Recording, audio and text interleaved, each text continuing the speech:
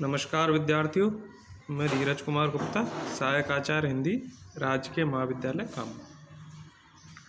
हम पढ़ रहे हैं श्री विष्णु प्रभाकर जी द्वारा रचित एकांकी और वह न जा सके, जिसमें हमने अब तक देखा कि शरद और शारदा दोनों बातचीत कर रहे हैं। शारदा शरद से कहती है, जाओ अपने अब्बा से पूछ के आओ कितने जनों का खाना बनाना है। तो शरद कहता है, जाता है और 5 आदमियों के लिए कहता है। इसी दौरान पूर्व में घटनाक्रम में शारदा शरद शैलेंद्र के बारे में सोचती है। माना वे विद्वान है, दुनिया उन्हें पूछती है, वे किसी का ख्याल क्यों नहीं रखते। इतनी सुंदर बातें करते हैं, इतना सुंदर लिखते हैं, पर वे ये क्यों नहीं सोचते कि दूसरे भी मनुष्य हैं। मेरी उंगली में पीड़ा थी, इस बात की उन्हें बिल्कुल भी चिंता नहीं है। कैसे करेगी, क्या करेगी। पिछले माह तेज बुखार आया, 2 मिनट भी मेरे पास बैठे नहीं, आए, हंसे और चल दिए। वो तो श्रीधर था, नहीं तो मैं इनके भरोसे मर जाती। इनका क्या है, मर जाते तो किसी दूसरे से शादी कर लेते। इस तरीके से शारदा शैलेंद्र के बारे में सोच रही थी। वापस शरद जब आता है तो कहता है, अम्मा 5 आदमियों के लिए खाना बनेगा। शारदा ने जैसे ही ये सुना तो वह स्तंभित होकर उबल कर कहने लगी, यहाँ कोई होटल नहीं खुला है, सदाव्रत लगाए क्या समझ लिया मुझे। कह दिया 5 आदमियों के लिए खाना बनेगा। घर में जैसे कोई काम नहीं हुए, वाह जी वाह, कुछ करना न धरना, दिन भर तक पे पड़े हुए रहना, इकट्ठों की तरह रहना। 5 आदमियों को अपना सिर खिलाऊंगी क्या, जरा बुला कर ला। शरद कहता है, अम्मा वहाँ तो बहुत भीड़ है, तू जाएगा या खड़े खड़े जवान चलाएगा, आखिर है तो उसी बाप का बेटा।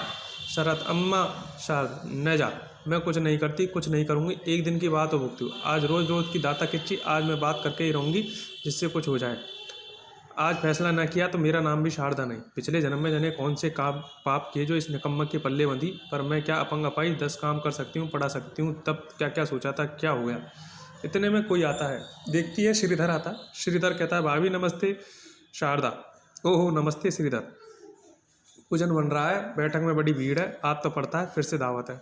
हाँ यहाँ तो रोज़ दावत है, यही बात है, घर में नहीं दाने, अम्मा चली बनाने, भीड़ कब नहीं लगती, लगेगी तो खाएगी। हुक्म आया 5 आदमियों के लिए खाना तैयार करो। अब तुम बताओ मैं कहाँ क्या करूँ, कैसे जाऊँ, जीना दुर्भर हो गया। 5 आदमियों के लिए आज क्या, अभी अभी कह लो भैया, पहले नहीं कहा था, पहले एक का कहा था, बंदोबस्त नहीं था, उसका बंदोबस्त तो किया। ओहो ना बाबा, ये तो अत्याचार, कोई बात, किसी भली औरत को इस प्रकार सताना। भाभी सच कहता हूँ, तुम हो नहीं तो इस घर में कोई टिक नहीं सकता। घर में नहीं दाने लाने की हिम्मत नहीं, दिल इतना बड़ा कि दावत शहर भर को, खून किसी का वह शहीद कोई होए, तू ही देख ले। इस तरीके से शरद और शारदा बातचीत करते हैं। इसका तो कुछ प्रबंध करना होगा।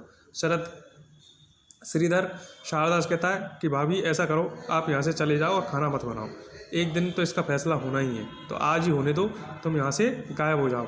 मैं सच कहता हूँ, तुम गायब हो जाओ। अगर तुम गायब हो जाओगी तो इन्हें मालूम चल जाएगा आटे दाल का भाव, और साहित्य क्या होता है और इसकी सृष्टि कैसी होती है, सब चीज़ का मालूम चल जाएगा।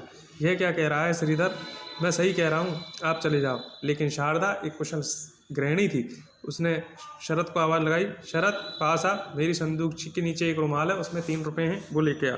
शरद जाता है, पैसे लाके माँ को देता है।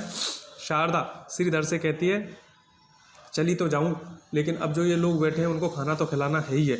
अगर बात मेरी या उनकी नहीं है, बात इस घर के आन मान की है। इस तरीके से शारदा कुशल गृहिणी का परिचय देती है। और साथ ही साथ शारदा श्रीधर से कहती है, आपको कष्ट तो होगा, लेकिन मेरे लिए बाजार से कुछ सामान ला दो। चाट वाले की दुकान से 1 रुपये की चाट शरद को दे देना। हलवाई की दुकान पर शायद दूध मिल जाए, गर्म ठंडा कैसा भी हो, 1.5 सेर ले लेना। सावक के चावल पड़े हैं, खीर बना दूंगी। और 1 दर्जन केले भी ले आना, तुम्हें कष्ट होगा, 10 दिन में खाना मिले, पर जो लोग आशा लगाकर बैठे हैं वे क्या कहेंगे। इस तरीके से शारदा श्रीधर पर, भाभी कुछ नहीं, अब आप जाइए और लेके आइए, देर ना मत करना, अभी जाता हूँ। अरे बर्तन तो दे दो। बर्तन लेके श्रीधर चले जाता है। इस प्रकार श्रीधर के समझाने के बावजूद भी शारदा गृहस्थ जीवन में रमी हुई है।